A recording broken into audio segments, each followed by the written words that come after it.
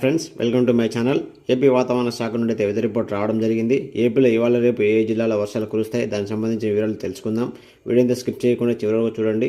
వీడియోలో ఇన్ఫర్మేషన్ మీకు నచ్చినట్లయితే ఈ ఛానల్ని సబ్స్క్రైబ్ చేసుకొని లైక్ చేసి మీ ఫ్రెండ్స్ అండ్ ఫ్యామిలీ మెంబర్స్ అందరికీ షేర్ చేసి నాకు సపోర్ట్ చేయండి.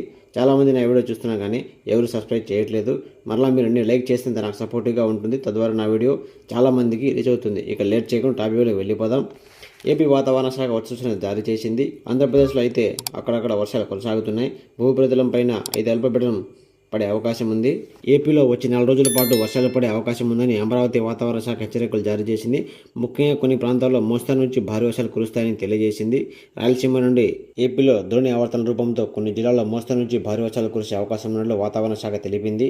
నిన్నటి ఉపరితలం ఆవర్తనం ఉత్తరం ఆంధ్ర, కర్ణాటక ఆనుకుని ఉన్న తెలంగాణ మీదుగా కొనసాగుతోంది.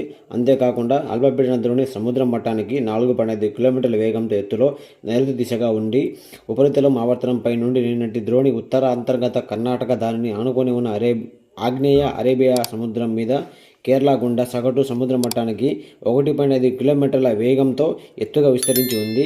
ఇక వీటి ప్రభావంతో తేలికపాటి నుంచి మోస్తరు వాన పడే అవకాశం ఉందని, అలాగే తేలిక నుంచి మొదలై భారీ వర్షం పడే అవకాశం ఉంది. 1 లేదా 2 చోట్ల ఉరుములతో కూడిన బలమైన ఎదురుగాలులు 30 నుంచి 40 కిలోమీటర్ల వేగంతో వీచే అవకాశం ఉన్నట్లు వాతావరణ శాఖ అధికారులు హెచ్చరికలు జారీ చేశారు.